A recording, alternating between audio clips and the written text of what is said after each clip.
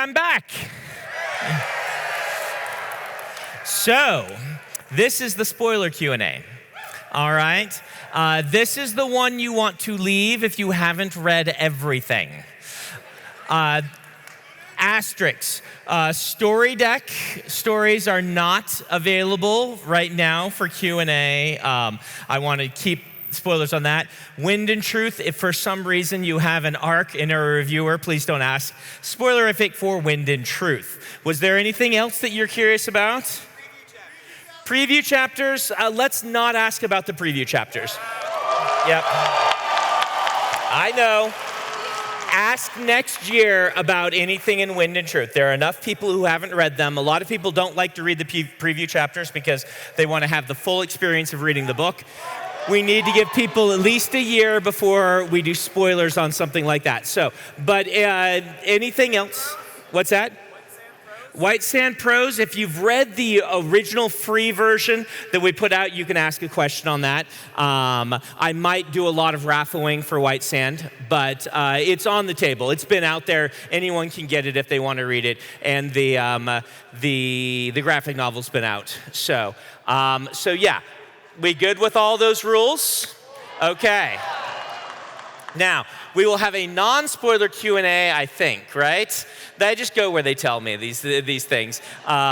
So there should be a chance for those of you who want to come ask some questions, who don't want to be spoiled. But there are not a lot of you leaving, so I assume everyone here has read quite extensively. That's very intimidating. All right, so what we're going to do is they're putting the names up on here, and I should have,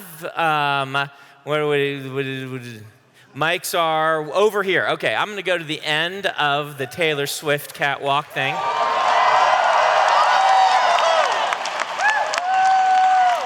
I've been told that hers is a diamond and mine is a T, so it's not quite the same thing.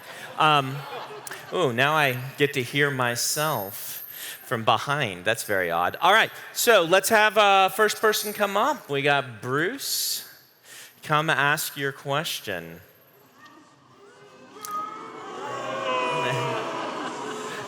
And what are the rules? Do we let everybody else be lining up behind them with the 5 names? Yeah, okay. So let's do that. So if your name is anywhere on that list, come on up. And we don't have to go necessarily in the order there. So if your name's on there, come up and ask a question. Hi. My name is Erin, and I'm from Atlanta. Hey. I wanted to ask if you had ever been asked a question that you gave a raffo to because hearing it at the time gave you an idea for something you wanted to write, and if so, and if it's been written, where was it? Oh boy, this does happen, right? This does happen, and sometimes it's reminders of, oh yeah, I put that in, I need to do something with that, and whatnot. So, boy, but can I remember one? I'm not sure if I quite can remember one. I'll try to think about it, but it does happen. It totally happens, yeah. Thank you. Mm-hmm. Hi. Hey, nice costume. Where's Becky? Becky, come on. Oh, Becky will get you a cosplay pin if I mention your costume. For you who don't know, I have a pin that I give to people that you can get only from me. It's your cosplay pin. So in the cognitive realm, things there are kind of a representation of what people think of them. Like you can find a sphere of table and Chartmere, and you get obsidian ground where people think there's water and so on. My question is, what happens to abstract ideas and stories? Is there a sphere somewhere of the story of a girl that looked up, since enough people know about it? Or do abstract ideas without physical representations not have cognitive representations? Right. Excellent question. It's a little bit squishy and timey-wimey. So what's something like The Girl That Looked Up, you might end up having it influence investiture that is becoming self-aware, but it won't necessarily appear in the cognitive realm as like a feature necessarily. But some things that people think about might show up as features like that. So it's not off the table, not very common. More likely it's, some sort of manifestation of something like Spren.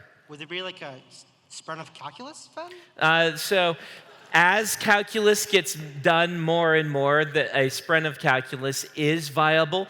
Do understand that there's a finite amount of that investiture becoming self-aware, and the perceptions and the number of people perceiving and also the investiture's kind of perception of itself all influences that.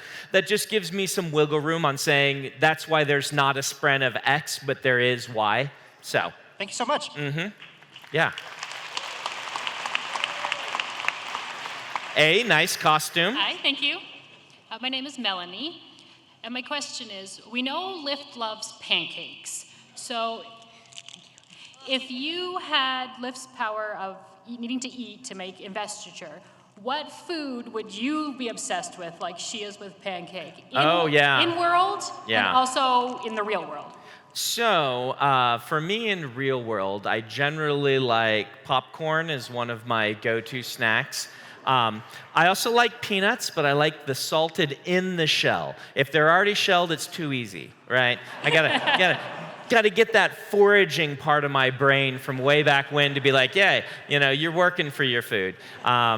So those would be two. In world, what would I like?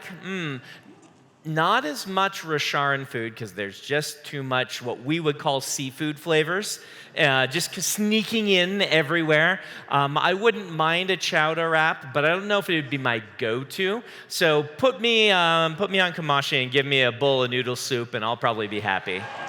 Thank you. Yeah. Hey. Brandon, first thing, thank you for writing these amazing books. It is my honor. Thank you for reading them. Of course, space age question for you. Go for it. So generational ships, Yes. What would it take for something like that to emerge in the cognitive realm? And would it look like it's planet of origin? Like, would a generational ship? So a generational ship just manifesting on its own, not terribly likely. There are specific circumstances you could come up with, and you're asking what would it take? I think that it would take, for instance, let's say there is a planet-wide catastrophe, and everybody's aware it's coming for hundreds of years, and focusing on a story told about some sort of arc that might save them, and that they are all believing this is a thing that did exist or could exist. Over time, if there were the right investiture on the cognitive realm, you could see something like that manifest. But I don't know if it would actually work, right? If it would take them off world, or if it would just be echoes of that represented. Like, you'd be much more likely to find some Spren-like entity that thinks of themselves as the crew of said ancient ship than the ship itself. Does that make sense? Definitely. So you'd have to do very specific circumstances, and I don't even know if it necessarily would work. Cool. Thank you. Hi, my name's Bruce. Hey. Thanks. So, Moash. You're famous now. Oh, yeah. There you go. Me and Moash were famous. What inspiration did you have for him? Was there like an archetype or a media influence, or what? Good question. So I do really like when heroic figures and villainous figures have a shared backstory, right?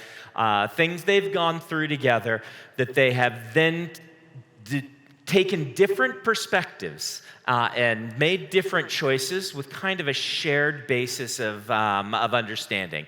One of the most famous of this would be Professor X and Magneto, right? Where you've got friends who kind of share some attribute. I would say that Khaled and Moash are a very different dynamic. It's like they were the actual exact sort of group and suffered some of the same things and took different perspectives. And that's just, that contrast really is fun for authors to write, and asking what decisions would lead you one direction versus the other. Great. Mm-hmm. Hey, lots of booing from Moash. Thumbs up. Well done. Hello, Brandon. Hey. My name's Hassan. I started reading your books only 2 years ago. Okay. But I read everything Cosmere related. Wow. I read nothing else, I have to admit. So I'm sorry for consuming your life. No, it's well spent.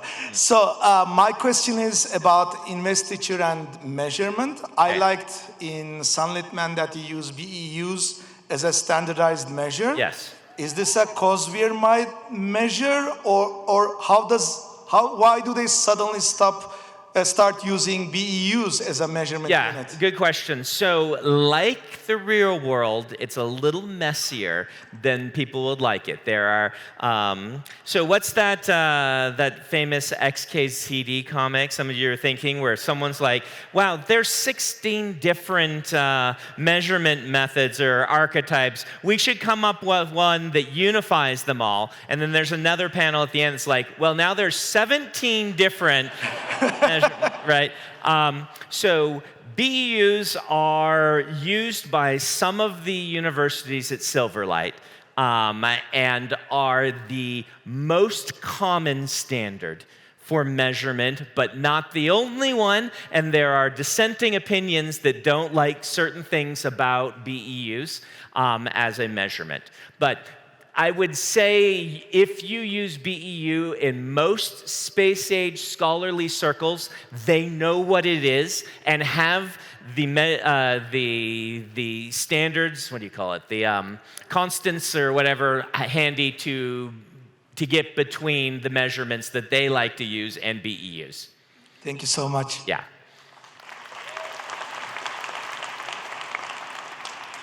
Hi, I was curious if there was a broad reason why some magic systems are more location-based, like on Cell, or like Scadrial, where you can move around a lot. So Cell is the big oddity. There's a few other instances like this, but Cell is highly warped by the way that the power of the 2 shards that were destroyed on Cell, what happened with them, distorted a ton and messed everything up. And the system has then self-corrected in order to make certain things function.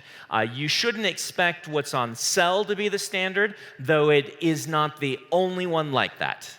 Perfect, thank you. Mm-hmm.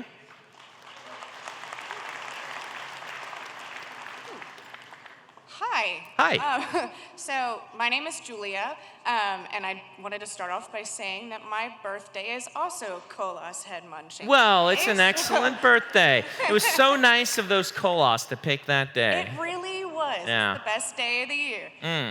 So my question is, in The Way of Kings, stormwater is described as having a metallic taste, which comes from the creme in the water. Are there trace amounts of a god metal in creme? Excellent question. So.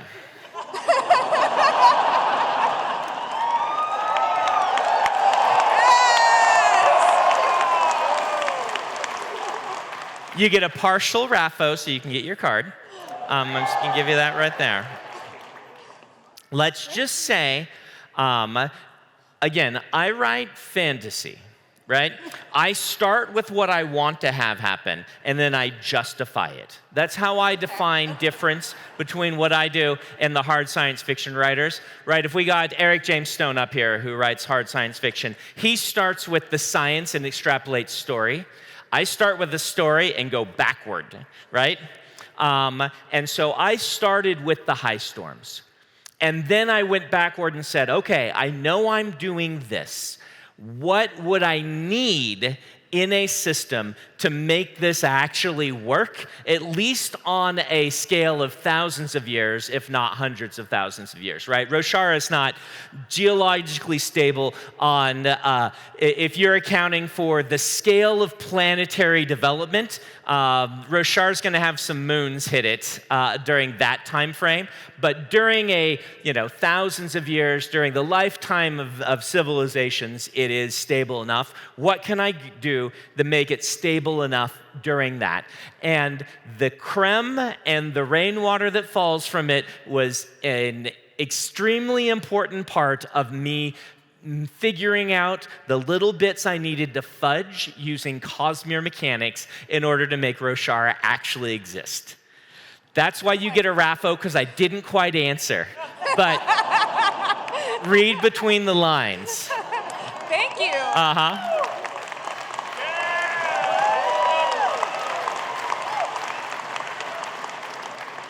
Hello.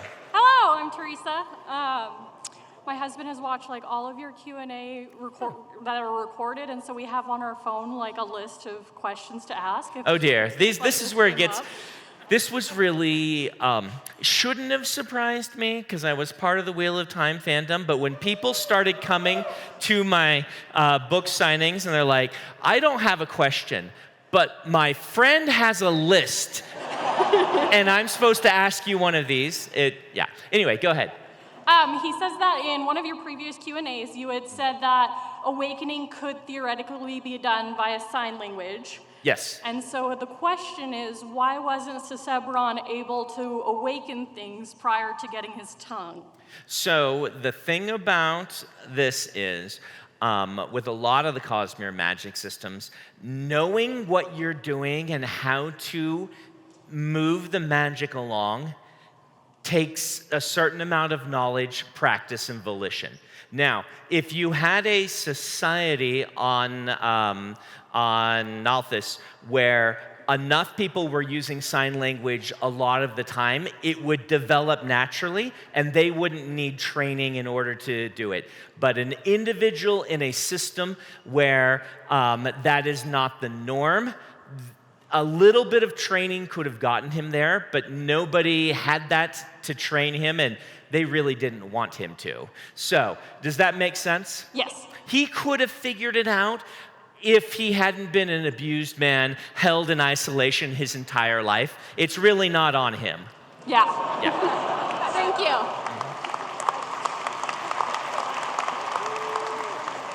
Hey, that is an awesome cloak. Wow. Let's get you a cosplay pin. Thank you. Well done. I love it. Thank you. Hey, Brandon. I'm Clint, and my question is, if someone with allomantic powers was turned into a sun heart, like from Sunlit Man, could their spirit web then be accessed through a hemalurgic spike and still get those powers back out and use it like a transfer process? Yeah, that's totally possible. Okay, cool. So here's the thing. That process of distillation that's going on there is gonna mess with the spirit web in ways that you couldn't take the layman, give them a spike, and have them get it to work, but it wouldn't, on the scale of how hard the questions you guys ask, this is more like a 3 in difficulty than a 10. Okay, perfect. Yeah. Mm-hmm. Thank you so much. Yeah. Hi, Brandon. You just need magical wind zip. Rhythm of War, Lasting Integrity were introduced to a character referred to as 16. Yes. I believe you've confirmed this character is a Scadrian world hopper. Can you confirm or deny if this character has been seen in any other book? I'm going to Raffo 16. So you get our first full Raffo of the day. So well done. Yes. Great questions before. Hey, Brandon, I'm Connor. Hey, Connor. I have a quick question about musicals in the Cosmere. Okay, a hero for all ages, and yeah. Yes. So Hawkeye had a spoof musical for the Avengers. Have you and Dan or any of your friends ever paid any mind to joke musicals within the Cosmere? So I referenced a hero for all ages. Do you have any idea what that is? No, I do not. Okay, so in the broadsheets for Era 2, there is an advertisement for a musical based on Era 1 called A Hero for All Ages. I understand. So this is, I don't know if Isaac's in the room. It was probably Ben McSweeney's joke. So you can go ask him to confirm, and if so, you can ask him how much of that he's thought of. So you guys know Ben. So he'll be dancing and singing. Yeah, I think correct? Ben would have to end up playing Elend in A Hero for All Ages. Yeah, perfectly So tell him I cast, said that. perfectly Are you here, Ben McSweeney? No, he's probably at the creative development booth. So go track him down. But he drew those broadsheets, and we just left spaces on each broadsheet for him to do his wacky Ben stuff because he's really clever and creative, and he knows the Mistborn world really well. So, yeah. Thank you, sir. Hi, Brandon. I'm very nervous, sorry. My name is Erin, and greetings from Mexico. Greetings. And, well, I have a question that I actually wrote it because I'm That's smart. Very Steris-like of you. Well, in The Way of Kings, the first Dungeon translation by Navani reads, "To be human is to want that which we cannot have." Ironically, what I want and cannot have is more information about that language.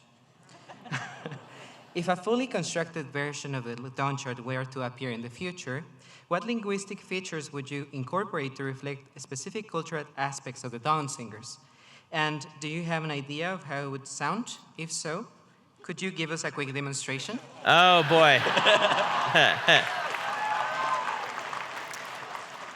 So, this is a challenge I'm going to leave for an eventual TV or film adaptation and be like, you guys figure it out. So an original Dawn chant would incorporate some of the ways that the singers speak and things like this. The thing about it is, I've always imagined that the rhythms that they are adding add context in a way that the text doesn't have to give. So I don't imagine it tonal in the way that you might, that the various Chinese dialects are, right? I more imagine it as, it is more like sign language where you can add emotion through the way that you're doing the signs and things like that than a tonal language, because you can pair what you're saying with any of the rhythms rather than having them being innate. And so I didn't want the text itself to change. Does that make sense? Because you added on. So someone experiencing it is much like speaking to them in any language, but I think it would probably have like extra pauses and very long vowels and things like this to give extra time for those rhythms to really manifest themselves. Okay, thank you so much.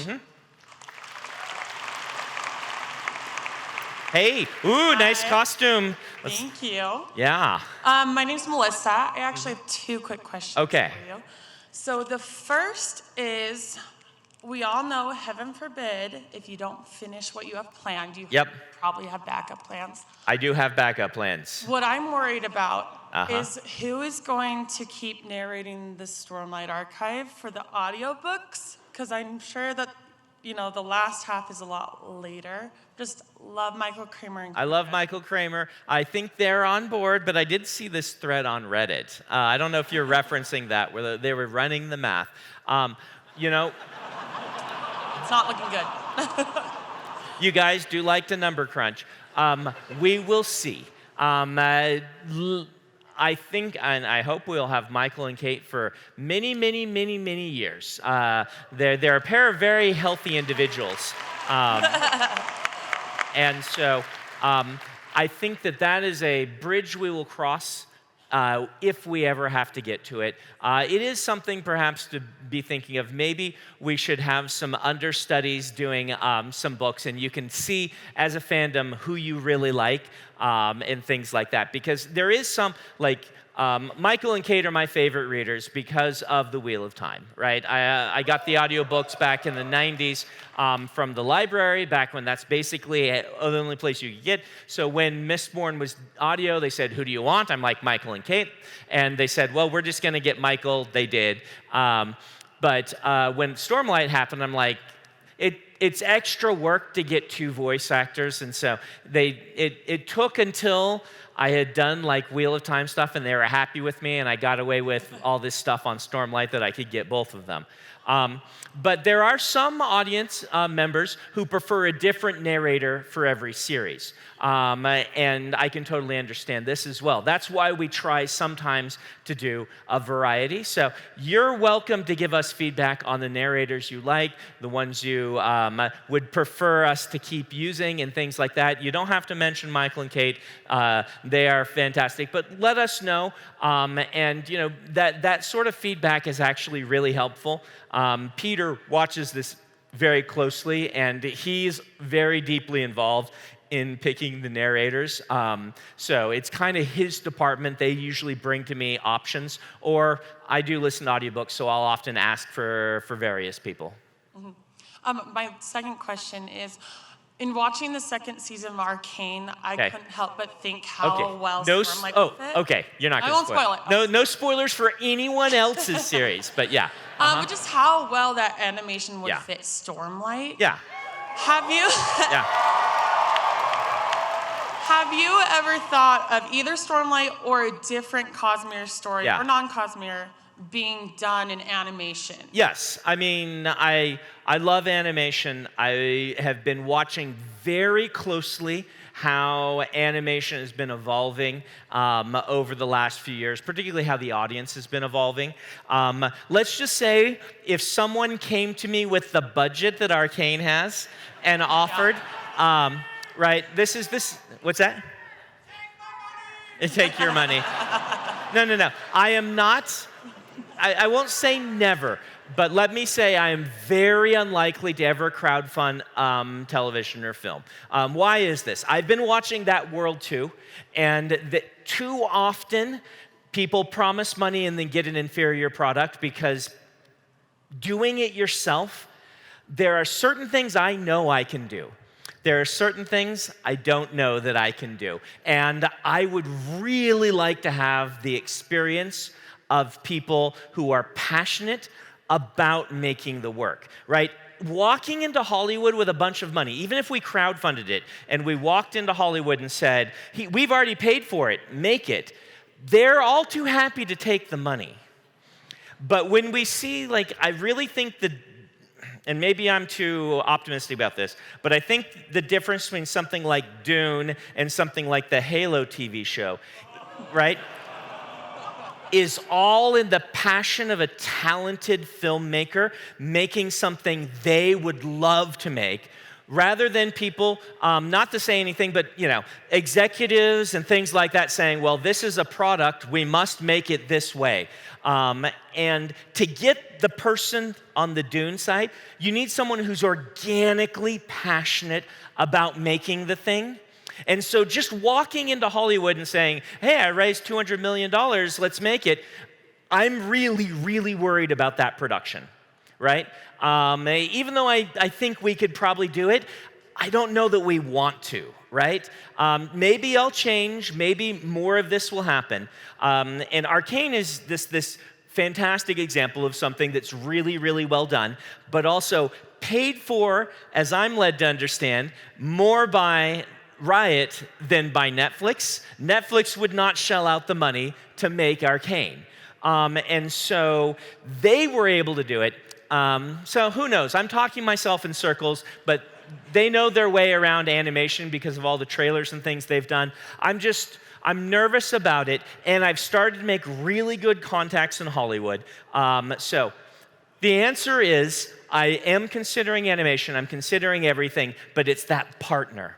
Finding the people who are super passionate and super skilled about this specifically, rather than just, hey, this is a thing that sells a lot of copies, so let's make it. Does that give you some answers? Yeah. Which series would you choose? Which series would I choose? So I tend to, my philosophy so far has been, Stormlight is the thing I make once everyone outside this room is hungry for it. Does that make sense?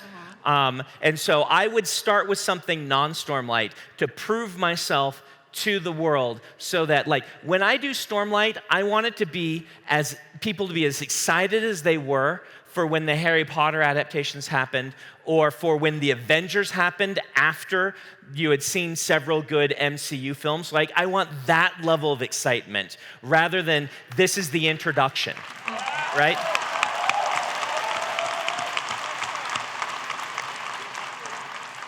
And I know some of you have, probably a lot of you, started with the Stormlight Archive. I generally don't start people there, right? The Stormlight Archive is so hard to pitch. You've probably heard this joke before, but the pitch for the Stormlight Archive is, this is the book Brandon thinks is his best series, right? So once you trust me, then the Stormlight Archive has the best pitch ever. It's the book Brandon says you should read after you trust him. You get to trust me by reading Mistborn or Trust of the Emerald Sea or some of these things, right? Which, by the way, you guys, you'll find this really funny. This is no longer an answer to your question, but tangents are my thing. You're going to love this. I got you monologuing. Yeah, you got me monologuing. Oh, you got me monologuing. Mistborn 1 hit the USA Today bestseller list last week.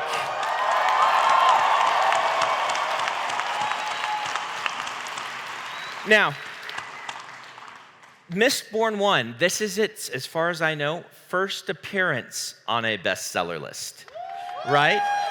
This is very odd. Mistborn, Final Empire, it's 18 years old, right? And I was a nobody when I released it, so it didn't hit the bestseller list. And normally you only get to hit the bestseller list your first few weeks. But some books start becoming perpetual and they start appearing. And so we were blindsided by this. We're like, really? We're spot number 140. So, you know.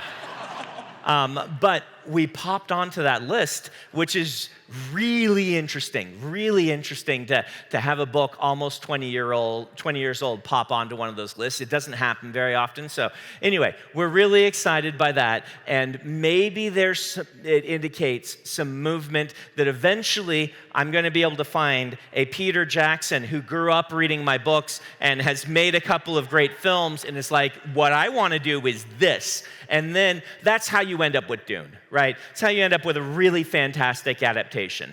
So. Awesome. Thanks, Brandon. Hey. Hey. Quick question about the unmade. Yes. Specifically their names and the number of them. Okay. Is there a specific relation between that and the heralds or the number of desolations? So the number of desolations and things, anywhere you've seen in the text is mythologized. The number of desolations and a lot of these numbers from histories I'm treating kind of like the 40 years of wandering in the Bible, where 40 becomes a theme that is used to represent kind of suffering and you know, rather than an actual 40 years, and the number of desolations is the same way. Any number you've seen in the text is actually wrong. They don't have the records to say how many there were, but they think that now that it's been mythologized. The number of unmade is 9. There are only 9 of them, and that is a cosmologically relevant number. Thank you. Yeah. Hello, I'm Shayla, and Cookie Girl gets to read my question. Hey, how you doing? I'm good. I'm kind of glad you didn't say you would eat chocolate chip cookies. I love making them for you, but that would keep you really busy. So, if you don't know, Anna's been making cookies for me for every book launch since, like, I remember a picture of an Aeon with them, right? Probably. Yeah, something. We've done so many. Yeah, but at least since the Mistborn era. Yeah, I think it was Way of Kings was the first. Was the first? Okay. Because Patrick Rothfuss said Okay. you smell like There's what it cookies. is. Yep. Okay. Yeah. That's what started it. So for 12 years, 14 years, 14 years, you've been making me cookies. Every time a book comes out. Mm-hmm. Did you get them this time? I haven't gotten them this time yet, but I got them for the most boring book. Allie has. Yes. Yes. I hear that. I hear that they're there somewhere. I just been running around all the time. So. Busy? Yeah. Mm-hmm. So Shayla was very sweet to give me the question to ask that my 20-year-old nephew has been begging me. Okay. Cool. Yeah. So we're in that wheel of time. Yeah. fandom. So it's a three-parter. Okay. Okay. Sorry. Can a Scadrial shard see what's on a computer screen? Okay. So depends on the computer screen, but in general, yes. But it depends on how the computer screen is being, yeah. If so, can a shard, ruin, change the words on a screen, or would that be impossible because technically they're written on metal? Right. So it's going to be a lot harder to do that than what Ruin was able to do in the past. Basically, humans being involved between point A and point B is the failure point in a lot of cases with what Ruin was doing and changing and whatnot. And so without, if a human is typing it, much easier to get that changed. But between, like, say, RAM and screen or whatever like that, much harder, not impossible, but way hard, okay? I'm going to give you kind of a tacit, assume it's not happening. Okay. Could an Allomancer, such as a coin shot, somehow modify, change whatever data and programming in a computer at a firmware level, since intent and investiture does weird things? So they can destroy it pretty easily. And that does technically mean bit change, so yes. But by destroying it. Thank you. Thank you. Yeah.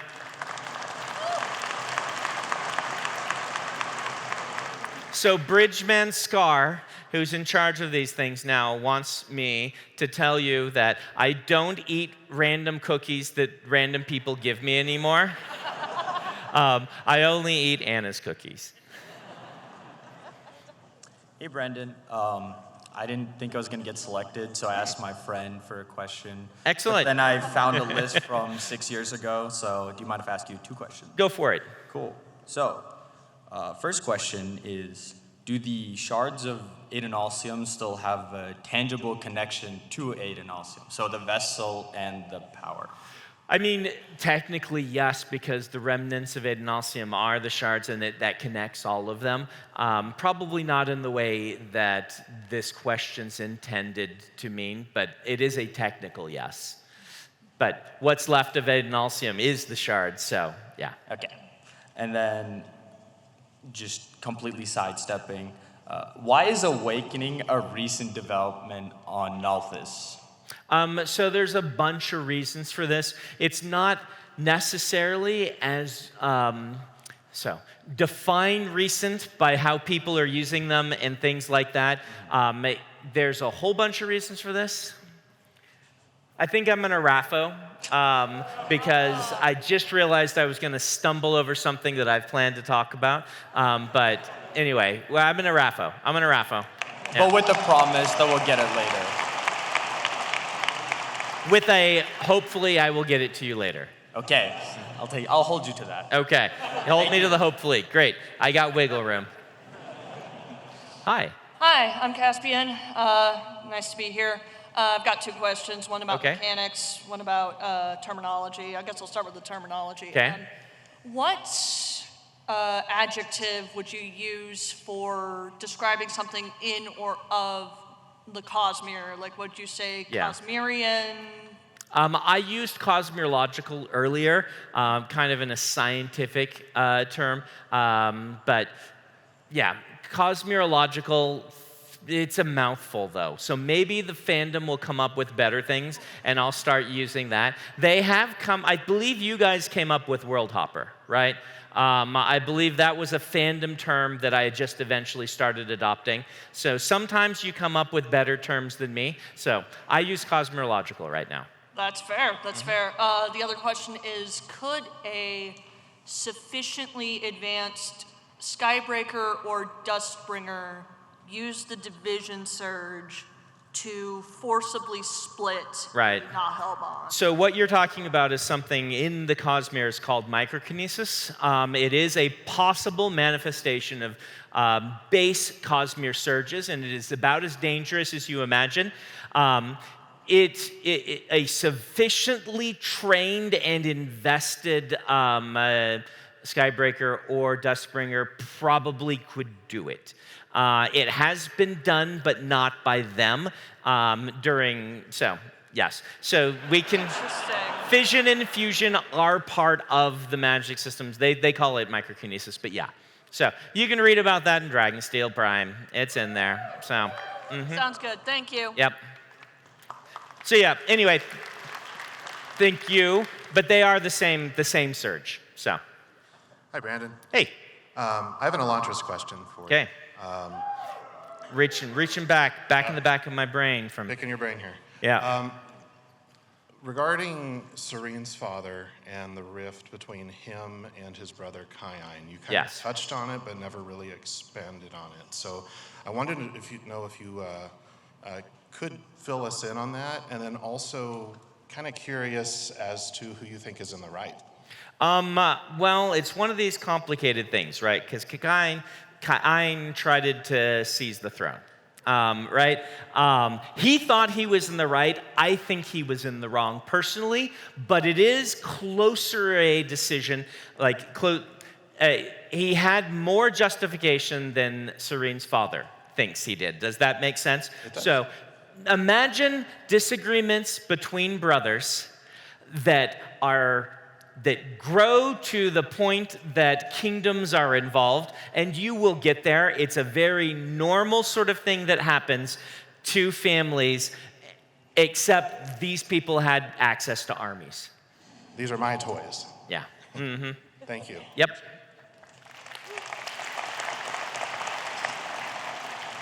So one of my favorite books is Warbreaker, and it's been eating at me for years what's going on with Vivenna and Basher. Yep. Are we going to get some kind of sequel soon, or is that going to be explained in any upcoming books? All right, so when the Wheel of Time came along, there was a certain career path my career I thought was taking, and there are certain things I began that got changed. And so I learned very quickly to stop promising sequels to things when I can't see the future. But I promised to finish the Alcatraz series, the Legion series, the Arithmetist, you may scream, Warbreaker, and Elantris. I have finished Alcatraz and Legion. And I'm doing Elantris next. Warbreaker and Arithmetist will come. But I feel like Elantris just fits better right now.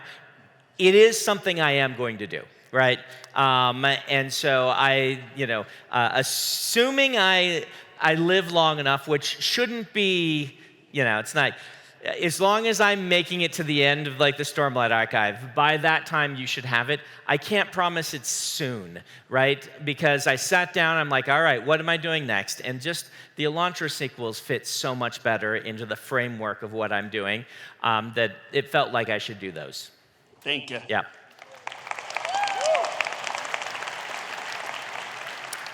Hey, I see a costume here. Thank you. The question that I have, you mentioned earlier about investiture with Spren and concepts. You mentioned there's only a certain amount that that there could be. Yeah. Is it possible for a concept to not be popular enough where that concept could die, those Spren could die, or would they change? They would change over time. Okay. Which some of them would call death. Be aware, right? When you are essentially an immortal piece of something that's become self-aware, right, it would be very traumatic, and an individual that's obtained sapience level intelligence is going to resist that to the point that it would have to be something devastating on a catastrophic level to actually do it to them, and they would call that death. Lesser Spren wouldn't call it death. They would just be changing over time, even any more than an atom becoming part of a new compound is going to think that it died. Okay, thank you. Mm-hmm. Well, well, well. Hello, pattern.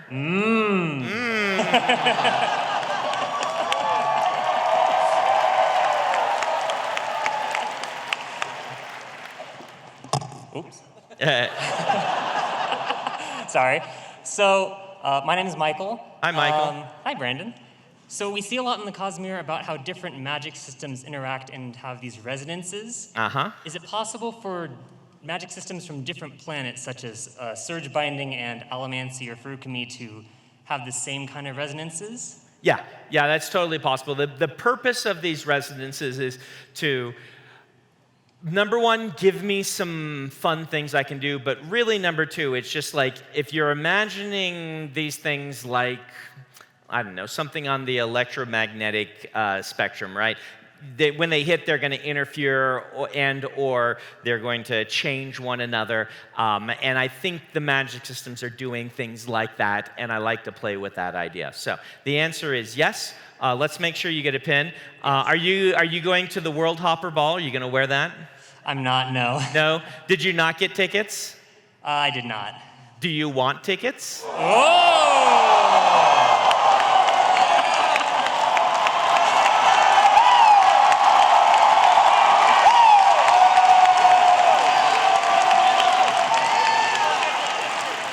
Can't really say no to that. So I got 2 tickets for you. Enjoy. They gave me some golden tickets. Oh.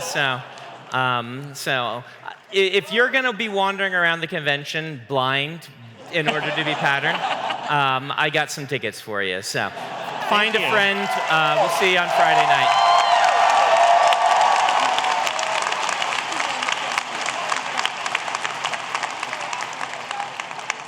All right, where are we? We got more people. Okay, while you're doing that, I'm getting my water. So, line up. Enjoy staring at my back.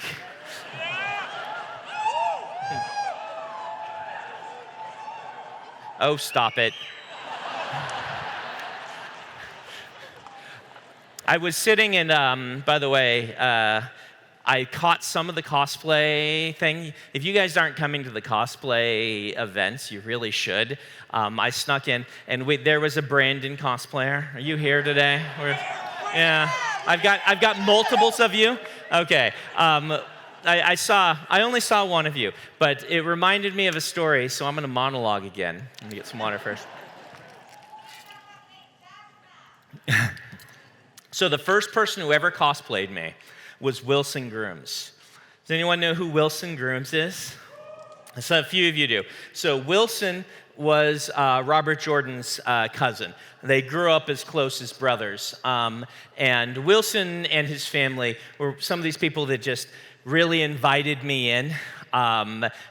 Before even the fandom knew about me and what I was doing, Wilson was there inviting me in. He's the one that gave me, hey, good idea, thanks. So he's the one that gave me, I have a sword from Robert Jordan's collection. He gave it to me. He sadly passed away a few years ago. But at one of the Jordan cons, Wilson went as me. And it's the first time anyone had ever cosplayed me. I was not prepared for the idea that somebody would cosplay me. Particularly, like, Wilson's a very distinguished, like, stockbroker type guy, right? Like, businessman and things like that. He always was wearing a suit jacket and things. To see him, back then I didn't have the suit coats, I just wore the overshirts. And to see him cosplaying me with the same shirt I was wearing that day was pretty special. So, was anyone here at that Jordan Con early on? We got somebody. So, yeah, go ahead. Hi, I'm Luke. Hey. I was wondering, is it possible that the Southern Scadrians could have pulled some kind of shenanigans to convince the North that the bands of mourning were drained when they were not actually drained? Yes, that's possible. Cool, thank you.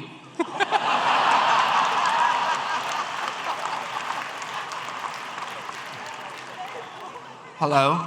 Okay. So, I've been coming to all the Dragonsteels.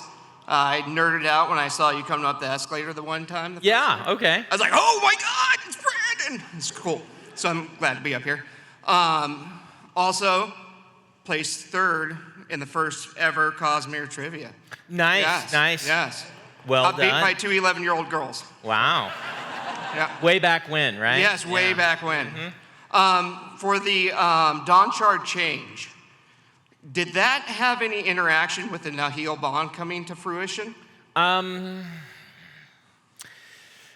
mean, it gives me a lot of wiggle room, but the real answer to you is no, that's moving in the wrong direction of theorizing. So, okay.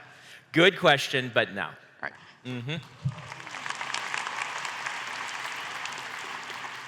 Hello. I've been a big fan of your books for years now, and I'm also a big fan of MTG, and I was wondering, can we ever expect a Universes Beyond Cosmere? Okay, Universes Beyond Cosmere. So, some of you know the answer to this already because I have talked about it. I would be open to the idea. In fact, when they were first exploring Universes Beyond, before we kind of knew where they were going, they came to me and said, hey, would you be ever interested in doing one of these? And I wrote back and said, yes, absolutely, gimme, gimme, gimme. Maybe just exactly, a little more professional maybe, I don't know. Then I didn't hear back from them, which is not uncommon. Wizards is a very big company, and there's a lot of moving parts.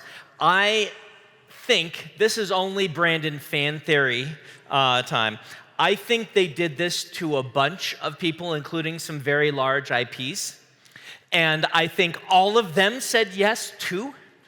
And so when you're going, you're like, hey, Brandon, would you like to? Hey, Marvel, would you like to? Hey, Lord of the Rings, would you like to? My yes maybe is a yes that goes pretty far down on the list. And so I am eager for them to work through all the other properties that would make decent Magic sets and eventually come to me. I've decided, hold out for a full set, right? Not just a few cards. I would want to do a full-blown set. And I've told them, if they ever get around to this, I will fly out to Seattle and be involved because I do like it so much. So the answer is I do think it's probably something that will happen, assuming MTG doesn't fall apart. If the wheels don't come off by trying to do so many sets in 1 year, I think it is something that will eventually happen. But I'm in a place where I can wait to do it until they're willing to give me like the full set or something like that. So we did specifically write into the Brotherwise agreement when we were doing things with them, because we partnered with them kind of just large scale to do all kinds of things. We found a partner in them we really liked, and we're like, we're just going to make stuff with them because it works so well. We did put a carve out saying, we're going to do everything with you unless Magic the Gathering comes and specifically asks Brandon to do a Magic set. Brandon's reserving the rights to do that. So, thank you.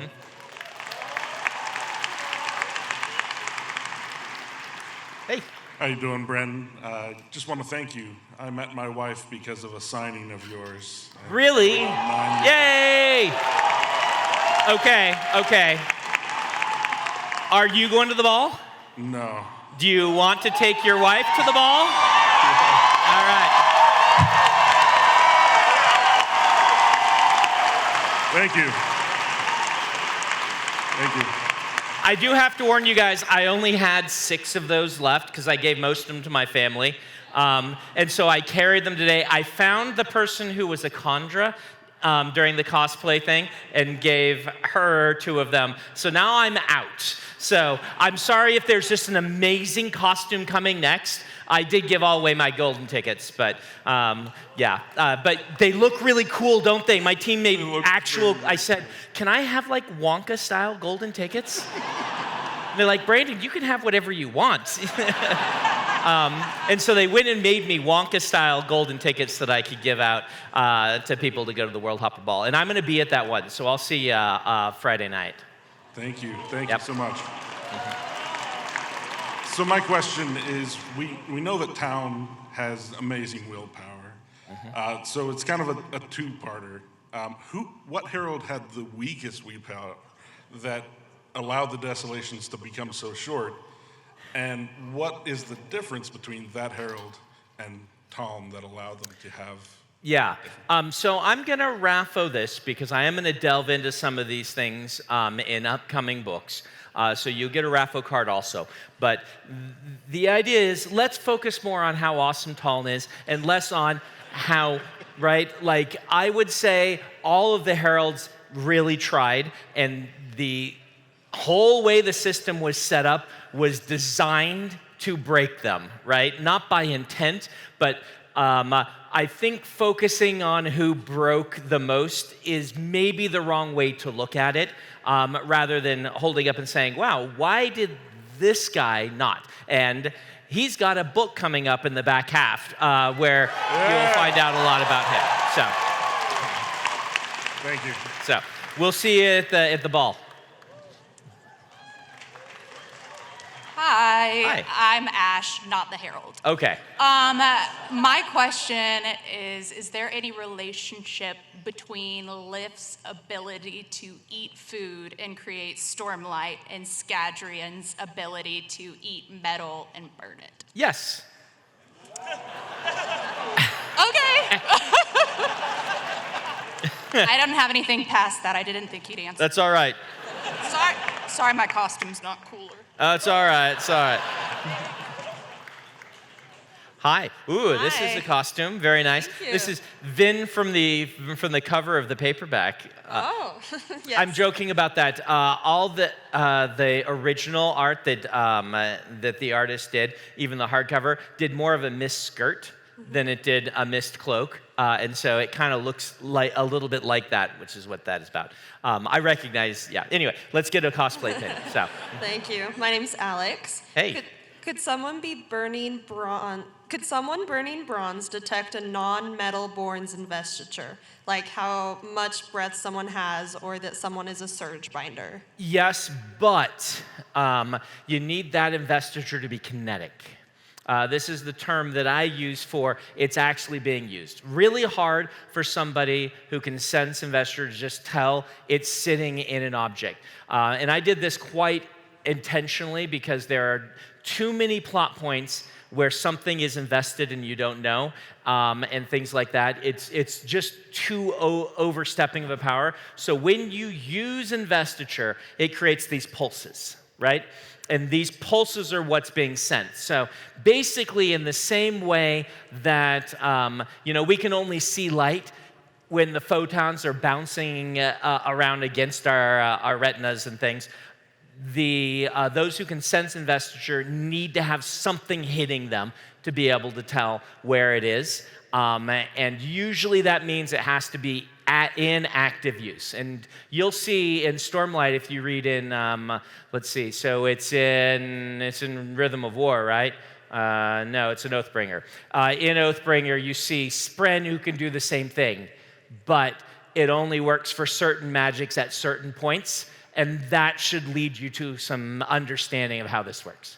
Okay, thank you. Mm-hmm. So I've heard some theorizing about this, and I was wondering if Shallan has any familial connections to Chanarach. Raffo. Yeah, Raffo. Thank you. Potentious drink. Portentous. Sorry, there's an R in there. Hi. Hi, Brandon. I'm Evan. It's really nice to meet you. Nice to meet you. My question is, what would happen if a herald fell into a black hole?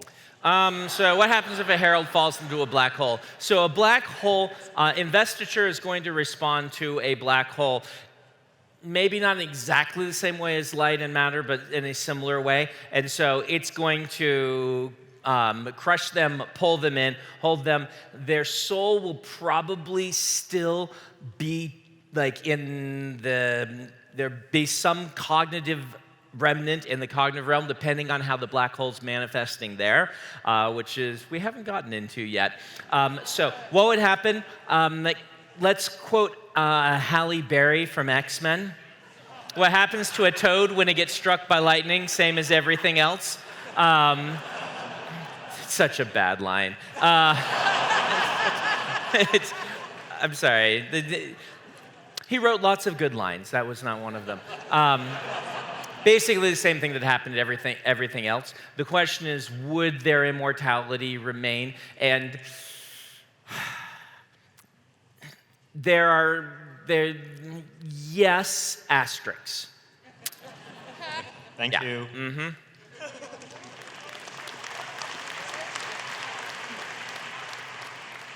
Hi, Brandon. My name is Amanda. It's Hey, nice to meet you. Nice to meet you. I have a question about our chasm friends. I mean, fiends. Yep. Are they the kind of animal that like mates for life and has really strong social structures, or are they very territorial and they hate each other?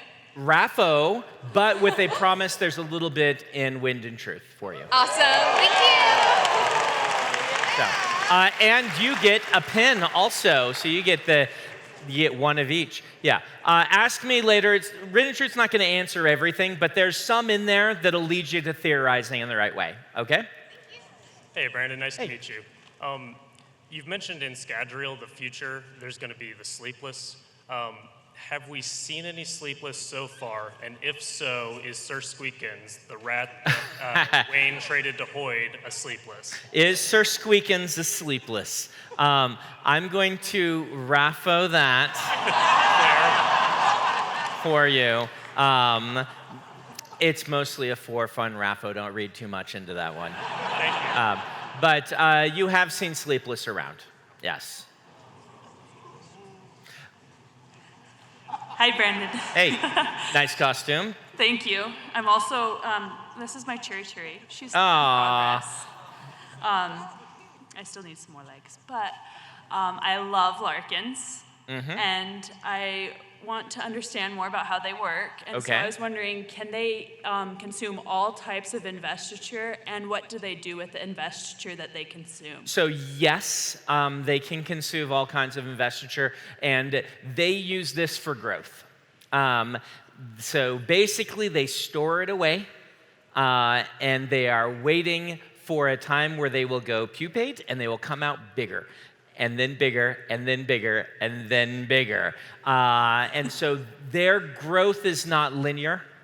And this is one of the ways that I'm justifying for myself, how we're getting to some of the size of the various great shells that exist on Roshar. So you'll find that getting to that state either requires long periods of time, which some of them just take a long, like centuries. And some of the species, they use investiture. Chasm fiends use investiture, right? In order to get to the size that they get to, and Larkins do the same. All right, thank you very much. Yep, get a pin for coming in costume. Before you ask, chasm fiends cannot eat investiture the way Larkins do. They get it a different way. Hi, Brandon. Hi. I have two quick questions, if I could. The first one is, on Canticle, the rings around the planet are blue and gold, and they're non-equatorial, which are both noted in the text. Yes. Is there something about the rings, the color, or non-equatorialness that points to either who made it or the purpose of it? Yes, but it's a pretty tenuous and vague one, but there's a yes in there. Okay. Thank you. The second question I have is, in Lost Metal, when they're testing the Trellium, And they noticed that the spectral response is flatline with some really weird effects in the red. And they also note that harmonium had the same spectral output. Is that because when you have an impulse in the time domain, that's a flat line in the frequency domain? And if so, is there also a phase shift between them to denote which shard you're looking at? Yes, that should all, yeah, I believe you are correct on all of that. Yes! Thank you. Uh-huh. Hello there, my name's Zeke. Nice to meet you. Hi, Zeke. Has Weatherlove, the god of storms, or any other return to the court of gods visited Roshar? So the gods from the answer is no, except Asterix. There is one. Yes, yeah. Yes, yeah. the very obvious one. But not currently serving at the time of war. Not currently serving. So no one that is serving in the court of gods has made their way to Roshar. Thank you very much. Yep. Mm-hmm. We'll say as of the timeline on Stormlight Archive. I can't promise for the future era because there's a bunch I haven't written there yet. Good afternoon, Brandon. My question for you, my favorite scene, and actually one of the scenes that I think was most powerful in anything I've read, was the scene between Kaladin and Shallan when they're in the chasms in the Shattered Plains. And what I wanted to know is what was the inspiration, either in your life or a family member's life, behind that beautiful scene? There's a whole bunch of inspirations. And some of them are personal to individuals, so I won't go too far. But there are moments where people have shared with me things in their life that felt very personal to them, that meant a lot to me. And usually it unfortunately also coincides with moments of great trauma, right? And so those are moments that are both cathartic and traumatic all at once. And I was drawing upon a lot of those, particularly putting two people who have both been through things together, because I'm usually a sounding board. I'm usually the safe person you can go to talk about these things that you know won't overreact. But sometimes I underreact, which can be just as bad. And there are certain things that people can share that will not cause underreaction that I have observed in others that is something that I actually haven't experienced. And like everything that I try to do in my writing, part of it is about exploring what it is to be someone else. And that's what I was exploring there. Perfect. Thank you. Yeah.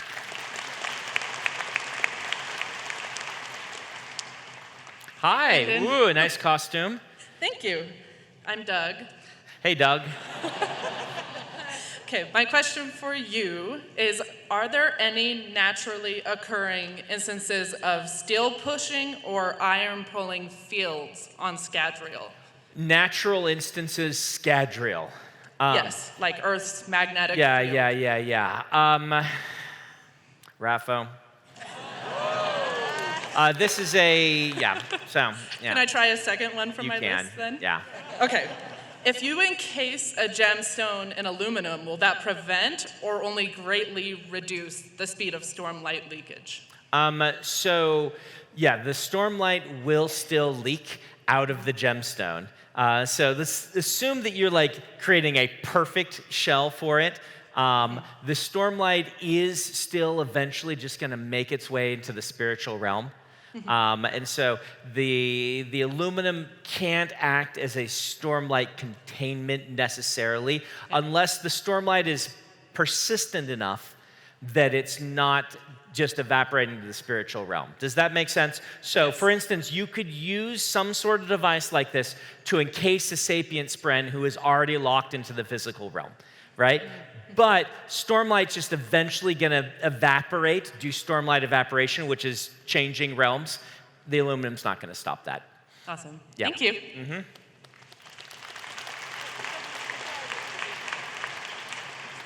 Hi, Brandon. I'm Chris. Hey. Before I ask my question, my wife asked me told me to tell you that she loves you. Oh, well. I appreciate that. Yeah. My question is, would it be possible for like a full power fifth ideal bondsmith to gather all the shards of Adenalcium and reunite them back into one? Raffo, obvious. But that's a Raffo with, this is probably orders of magnitude more difficult than you're imagining even for them. Yeah, I kind of figured, but thought I'd ask. Thank you. Ooh, look Hi, at Brandon. this. This is spectacular. Look at that. It's a 1980s Miss Cloak based on the windbreakers that they wear. Let's make sure that we get a pin there. Thank you. My question is relating to the color of gemstones. In your Ars Arcanum, you always name one color per gemstone for all the different magics. Yep. But different gemstones can be different colors, and they give off different wavelengths. They do. And in fact, rubies and sapphires are basically the same thing. Yeah. Yes. So on Roshar, the color is very relevant to certain applications of small permutations of the magic. Okay. And so because of that, they will define, for instance, a blue topaz and a brown topaz as different gemstones when we would not on Earth. Does that make sense? Yes. So color is really, it's not like, it's not going to influence some things, but it does influence others, kind of some minor applications. And so the answer is the chemical property is less important than the color as it applies to that magic. My question actually was the wavelength of the color. Yes. Because Navani did so much magic and like the wavelength and the sound affects things. So Wavelength is important. It's going to be a bit of a, as they are, I want to say a spectrum, but wavelengths, there's going to be a range that would be workable, if that makes sense. So it would also affect how fabrials are. It's going to affect fabrials. It's going to affect some applications of soul casting and some things like this. Thank you so much. Hi, how you doing? Hi, I'm Ben. Hey. And I just wanted to thank you so much because after college, my reading was really tailing off, and it was Mistborn that reinvigorated my whole reading life and got me back into fantasy, specifically as an adult. Well, and thank you. Not I love hearing stopped that. in 6 years. That happens to a lot of college students. So I always like hearing that I pulled one of you back in. Oh, totally. And I've been obsessed. And my question is, if we were to get a perspective, a POV from a new character in Stormlight that we haven't seen a POV from, who would it be that would change our perspective on this series or what's going on the most? Someone you haven't gotten yet. So who would... let's see. I was going to say Taln, but you have actually had a brief viewpoint from Taln. You have had... there's a lot of people that know a lot. Let's say that if you had a viewpoint from, say, Tanavast, it would probably change your perspective on things quite a bit. Ooh, love to hear it. Thank you. Yep. That'd probably be a good one. Yeah. Becky, we're going till 5:30. Is that correct? 5. We're going to 5. Okay, so this is a 90-minute one to give me a little break before my next thing. So we have about 15 minutes left. Hi, Brandon. Hey. I'd love a Tanavast POV sometime. So my question is about Dawn Shards. Would anti-Stormlight be harmful to any of the Dawn Shards? Dawn Shards...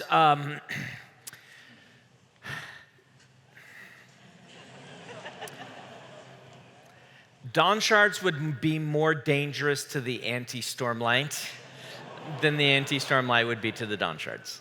Okay. Thank you.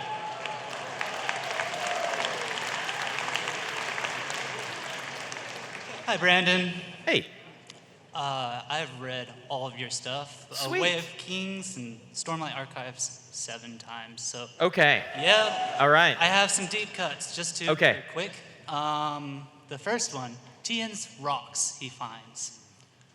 Are they the same ones rocks named after? Oh, excellent question. The answer is no. Good question. There is something going on with the rocks, but they're not the same.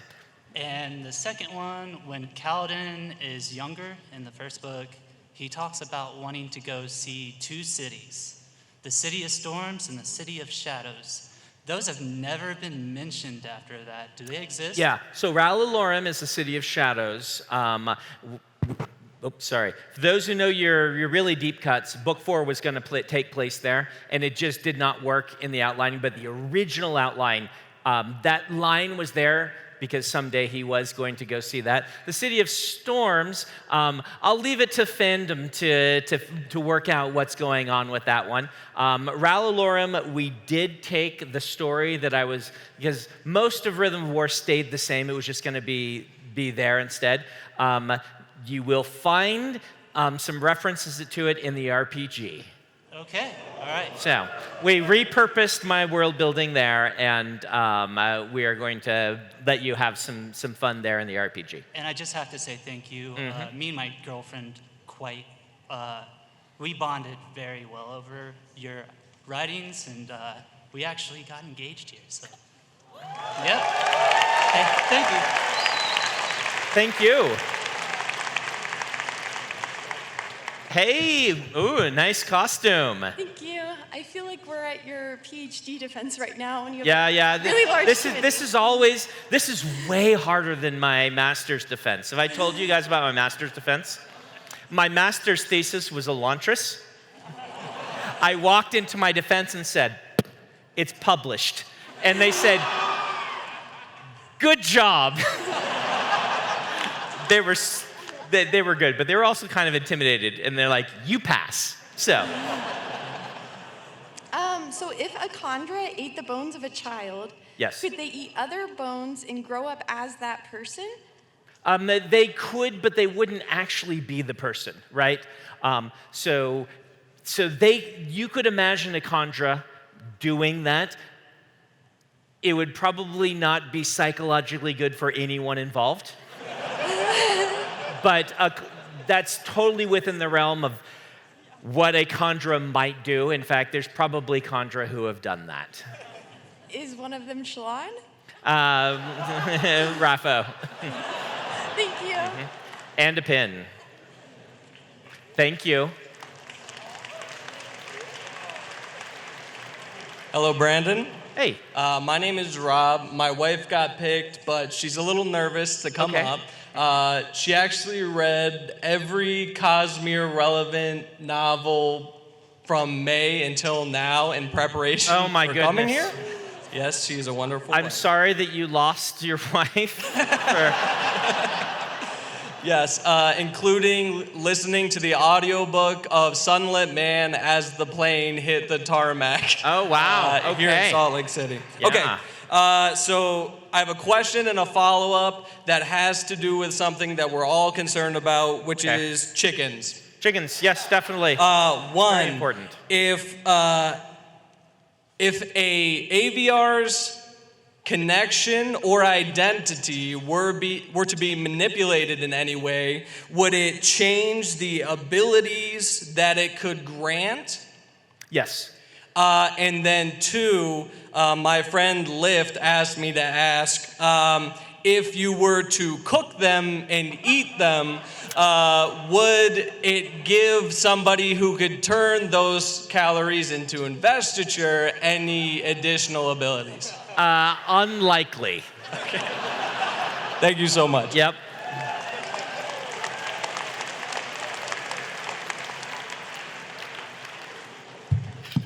Hi. Hi. My name is Haukur from Iceland. And welcome. first off, I wanted to thank you for releasing Wind on Truth on my birthday tomorrow and everything. It's a great party. Yeah. Happy birthday. Okay, I have a main question and a backup question. The main question has to do with Aether of Night. Is that okay? Yes. Aether of Night. You guys think it's been out for a long time. It's not canon, so yeah, go ahead. Cool. So, in Aether of Night, two different Aethers sort of combine and like powers one of them up. Is this something that could happen in canon? And if so, could any two Aethers be combined in some sort of way? So the answer is, in canon, there are ways this could happen, but I'm going to raffo everything else to leave it for maybe eventual exploration, but that is possible. Yeah. Thank you so much. So you do get a raffle card and an answer. The best of both worlds. Winning. This is my birthday present. Hey, happy birthday. Hi, I'm Eric. Hey. I have a mini question and a normal question. Okay. How many abs does Tom have? All the abs. Yes! All right, normal question. Giant robots are cool. Giant robots are cool. Is there any possibility that we might get to see proper giant robots at some point in the Cosmere? Yes. There is definitely a possibility. Hey, nice costume. Thanks, Brandon. My name is Kenneth Behunnen. My wife and I are extremely grateful for the works you've done. I was actually here a few years ago, and I got a raffle card. It's been in my phone case since then. Sweet. Yeah. I only have one question for you. Okay. I was hoping me and my wife could get a picture with you just after we're done here. Instead of a question, sure. Scar, they're allowed. Okay. He'll get you through, okay? Thank you so much.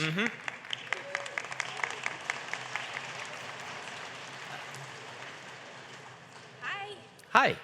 I just wanted to let you know that the first books I was introduced to were the Alcatraz series as an adult. Oh, wow. Yeah, so I fell in love with those kids. They are very silly. Yes.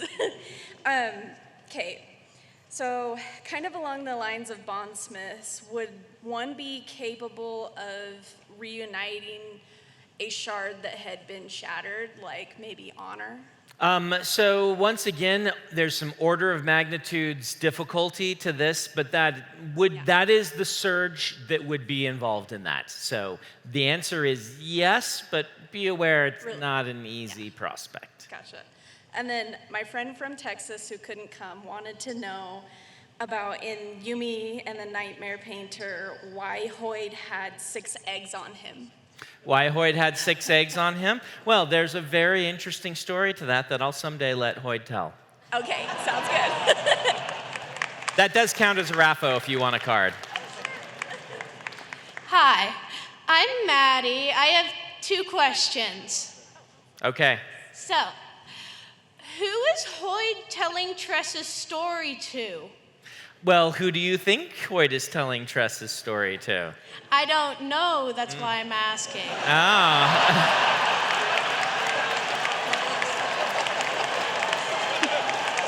Fair enough, fair enough. I think fandoms figure this out. And I'm not going to answer this one. I'm going to give you a raffle card. Ask around. I left the clues very deliberately, and this is the sort of thing I don't like to answer because the clues are there, okay? It is a world you have seen before in the Cosmere, all right? Both of those books that he told are being told specifically to an audience in the Cosmere. I'm going to pass it back to you. Okay. Yeah. So, my friend had a question. Uh-huh. Does everyone have breath or just people on Nalthis? That is an excellent question. So everyone doesn't have breath. People on Nalthis have an extra bit of investiture given to them that forms the breath. When the breath leaves, it takes a little bit extra with it also. So a drab, an average person going to Nalthis isn't quite a drab, but they would be considered a drab by them. Drab has lost something a little extra. All right? Thank you. Mm-hmm. Hey, nice costume. Thank you. So I've been coming since the first Dragonsteel. Sweet. And there's a man that has come every year that I've run into every year, and I've always mentioned, I called him the Whimsy guy. Okay. Because for years he went on about how Whimsy was the most terrifying shard until you so rudely told him it was not. And that you said that Whimsy was only dangerous to your sensibility, and well, something along those lines. Yes. And that got me thinking, because that sounded very Wayne. And you have a very specific trope in a lot of your characters in every single one of your, well, maybe not everyone, but a lot of your stories. We have Lopin, we have Wayne, we have Lift, we have a lot of these. And we know that Whimsy is just off doing whatever Whimsy does. And we also know multiple shards can touch the same person. And one shard touching somebody could actually make them more favorable for another shard. So is Whimsy just kind of going off and slightly touching a bunch of different people with the only purpose of pissing off all of the main characters in your story?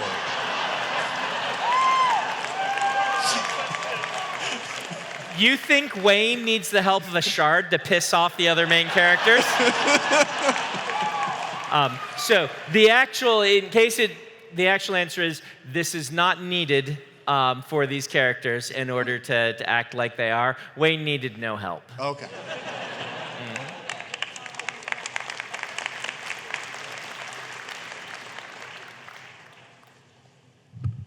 Hi, Brandon, big fan. Hey. I have a question. Can you use the surge of gravitation to cause time dilation? In the right situations, yes. But the truth is you can get that with multiple different magic systems if you know what you're doing. Okay. Could you enlighten me on those magic systems? Any large collection of investiture can warp space-time. Okay. Thank you. Mm-hmm. So I think, these are we're right at the end. Are you our last one? Okay. Yeah. Great. So I'm Gabriela. I'm here from Iceland. Hi. Super. Are you here with the other person from Iceland? Or Yes, he's my friend. Okay. We're 4 here that the 2 of us were chosen. It's crazy. That's awesome. That's how random numbers work. Yes. Yes. So I have a little question, and then my friend has another, if that's okay. Totally. So Shalon bonded 2 Spren.